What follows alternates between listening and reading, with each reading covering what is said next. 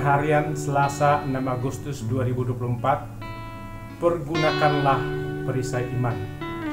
Efesus 6 ayat 15-20. Mari kita berdoa. Ya Tuhan, kiranya Roh Kudus menolong kami pada saat membaca dan merenungkan firman-Mu, dan Roh Kudus menolong hamba-Mu dalam menyampaikan kebenaran firman-Mu agar kami mengerti maksud dari perisai iman. Dalam Yesus kami telah berdoa. Amin. Salam sejahtera, semoga kita makin mampu mempergunakan perisai iman pada saat kita bersaksi, melayani, bersekutu, agar bisikan iblis atau panah api iblis tidak merusak hidup kita, seperti ungkapan dalam Efesus 6 ayat 16. Dalam segala keadaan pergunakanlah perisai iman, sebab dengan perisai itu kamu akan dapat memadamkan semua panah api dari si jahat. Mempergunakan perisai iman berarti iman itu menjadi perisai dalam menghadapi iblis, karena setiap saat dan setiap keadaan iblis lalu memanahkan bisikan yang merusak manusia. Manusia perlu mempergunakan perisai iman setiap saat dan dalam segala keadaan untuk menghadapi iblis.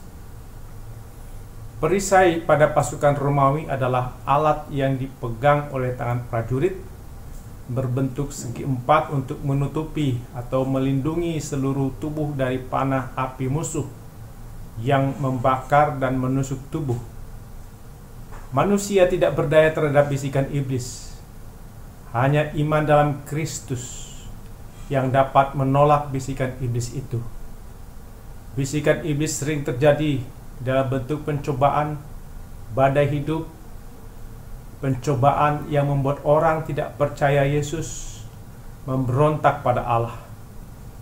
Mempergunakan perisai iman berarti kita menggunakan kehendak Allah yang kita imani dan melakukan secara taat dan dinyatakan dalam perbuatan sehari-hari agar tidak sia-sia. Iman tanpa perbuatan adalah sia-sia. Apabila perisai iman tidak digunakan, maka akan mudah pengaruh iblis merusak, menghancurkan hidup manusia. Iblis menyerang, merusak moral manusia, sehingga merusak kehidupan pribadi, keluarga, gereja, masyarakat. Moral adalah standar perilaku manusia yang memungkinkan setiap orang untuk hidup secara bersama-sama, bersekutu. Moral adalah perilaku, nilai-nilai, norma-norma yang dapat diterima, dipegang oleh suatu kelompok masyarakat dalam mengatur tingkah lakunya. Tanpa perisai iman, maka moral manusia secara pribadi, keluarga, gereja, dan masyarakat mudah dirusak, diubah. Misal, moral dalam ikatan pernikahan di beberapa negara yang dulunya sangat menghargai nilai-nilai iman Kristen, tapi ketika masyarakat tidak menggunakan iman Kristen, maka nilai-nilai ikatan pernikahan makin longgar. Bahkan sebagian masyarakat tidak memerlukan ikatan pernikahan di gereja. Mereka hidup bersama tanpa ikatan pernikahan.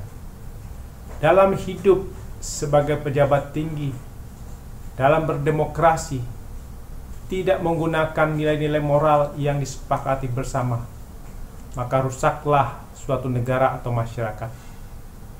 Dalam hidup sebagai komunitas tubuh Kristus, kita menggunakan standar moral berdasarkan iman yang satu, iman kepada Allah Bapa, Anak Allah, dan Roh Kudus. Sebagai satu tubuh, satu roh, maka roh yang satu itu membimbing orang percaya untuk memegang nilai-nilai dan norma-norma yang sesuai dengan ajaran Yesus. Moral kesatuan, kebersamaan sangat ditekankan dalam iman pada Yesus. Inilah yang menjadi perisai iman dalam menghadapi bisikan iblis yang dapat merusak kesatuan kebersamaan dalam keluarga, gereja, dan masyarakat. Orang percaya menghayati, merenungkan nilai-nilai norma yang diajarkan Yesus, kemudian menggunakan dalam hidup pribadi, keluarga, gereja, dan masyarakat. Inilah yang dimaksud dengan menggunakan perisai iman. Perisai iman harus dipegang dan digunakan setiap saat, sebab iblis sangat cerdik. Pada saat kita lemah dalam memegang perisai iman, maka iblis segera melemparkan bisikan iblis. Kita mesti terus berwaspada, berjaga-jaga terhadap serangan bisikan iblis. Menggunakan perisai iman tidak sendirian, tidak egois, tapi bersama-sama, seperti yang dilakukan pasukan Romawi, selalu bersama-sama menghadapi serangan musuh yang sangat banyak dan tidak berhenti. Dalam persekutuan, orang dilatih untuk menggunakan perisai iman agar makin kuat, makin dewasa dalam iman, tidak menjadi anak-anak dalam iman, tidak mudah goyah menggunakan perisai iman, tidak mudah tersesat karena jalan sendiri, ikut kehendak sendiri, ikut nilai-nilai norma sendiri, sehingga mudah dikalahkan iblis dan diperbudak iblis. Semua anggota harus dibina dalam iman kepada Yesus agar makin penuh pemahaman penghayatan tentang anak Allah, sehingga makin bersatu dalam iman dan mempunyai pengetahuan yang benar tentang anak Allah yang menebus, menyelamatkan. Keselamatan dalam Yesus adalah ketopong yang diberikan Allah kepada manusia. Manusia harus menggunakan ketopong atau keselamatan dari Allah menjadi bagian dari perjuangan.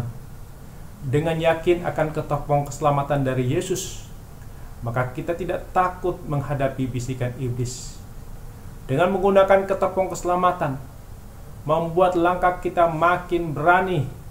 Yakin Tuhan memelihara, menjaga agar kita tidak kalah dari iblis dan sampai masuk dalam kerajaan Allah yang sudah dijanjikan melalui penebusan Yesus.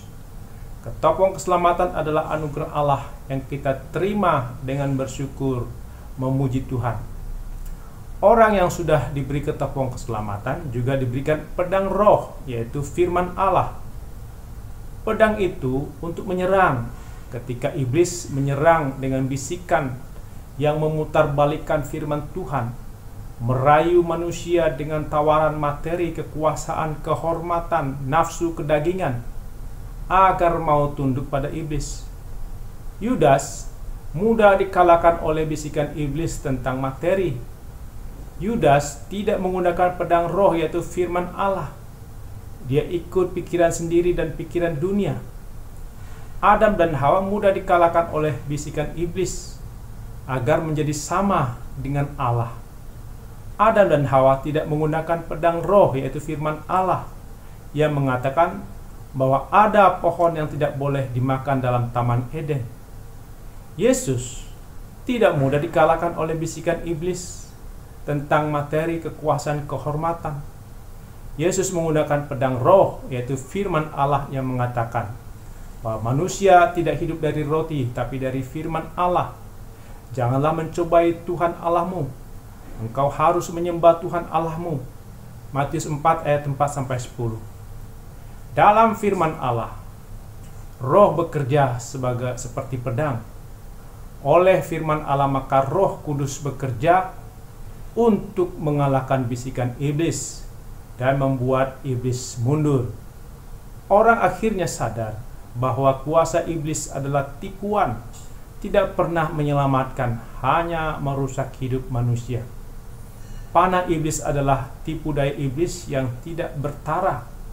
Kita perlu menggunakan iman kepada Allah sebagai benteng yang teguh, perisai dan senjata agar kita menang, seperti ungkapan dalam KJ 250 ayat 1.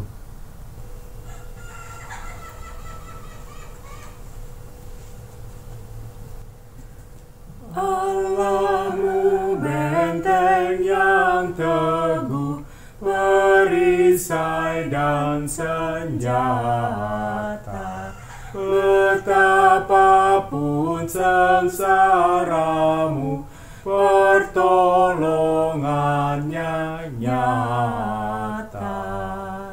Si jahat yang geram berniatkan menang, ngeri kuasanya dan tipu dayanya, di bumi tak bertara.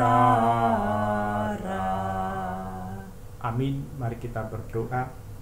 Ya Tuhan, kiranya kami makin mampu mempergunakan perisai iman pada saat kami bersaksi, melayani, bersekutu, agar bisikan iblis atau panah api iblis tidak merusak hidup kami. Dalam nama Yesus kami berdoa. Amin.